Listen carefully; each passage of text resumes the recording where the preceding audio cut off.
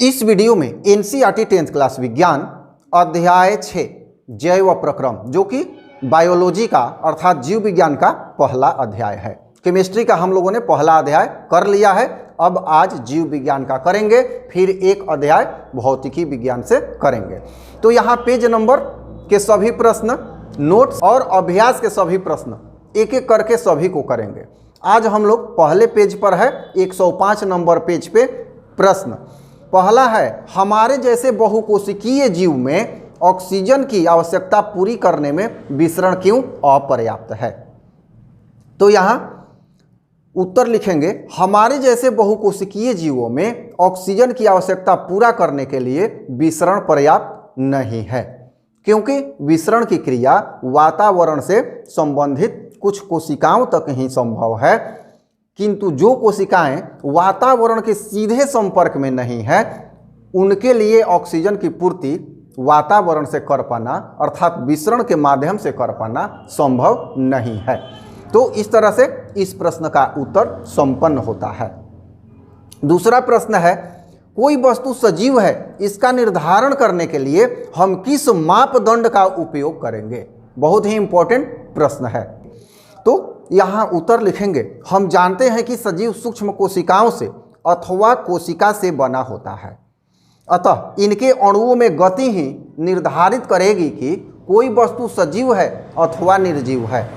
यदि अणुओं में गति न हो तो उसे हम निर्जीव मानेंगे और यदि अणुओं में गति हो तो उसे सजीव मानेंगे। यहाँ अणु का अभिप्राय है कोशिकाओं से। तीसरा नंबर प्रश्न, किसी जीव द्वारा किन कच्ची सामग्रियों का उपयोग किया जाता है। कच्ची सामग्री मतलब जिससे जीव जीवित रहे, कौन कौन से कच्ची सामग्री हैं। तो यहाँ कच्ची सामग्री की बात करें तो कच्ची सामग्री के रूप में जीव ऑक्सीजन, कार्बन डाइऑक्साइड,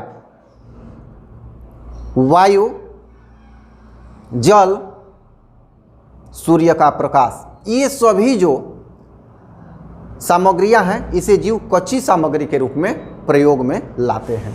वायु है, वायु का मतलब ऑक्सीजन और कार्बन डाइऑक्साइड दोनों तरह से हो गया। जैसे जंतु जो है उसे O2 चाहिए और पादप जो है उसे CO2 चाहिए। ठीक है। अब जल, जल तो सभी प्रकार के जीवों के लिए कच्ची सामग्री में यूज होता है। अब है भोजन, तो भोजन मुख्य रूप से प्रकाश संश्लेषण की क्रिया अर्थात सूर्य का प्रकाश इससे संबंधित है। तो ये सभी जो कारक हैं ये कच्ची सामग्री के रूप में प्रयोग में लाए जाते हैं। चौथा नंबर प्रश्न इसी पेज का, जीवन के अनुरक्षण के लिए आप किन प्रक्रमों को आवश्यक मानेंगे। तो जीवन के अनुरक्षण के लिए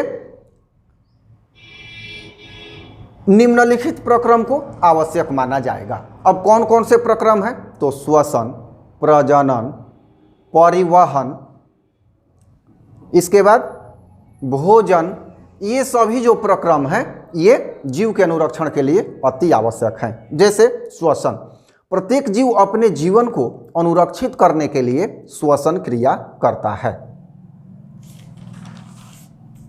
इसके बाद है संवहन या परिवहन। विभिन्न प्रकार के जीवों में संवहन तंत्र द्वारा जीव के लिए आवश्यक पदार्थ प्रत्येक कोशिकाओं तक पहुंचाए जाते हैं, जिससे जीव का अस्तित्व बना रहता है। इसके बाद है भोजन। देखिए, जीव को जिंदा रहने के लिए, जीवित रहने के लिए भोजन अति आवश्यक है। तो भोजन इसका एक बहुत ही इम्पोर्टेंट प्रक्रम है।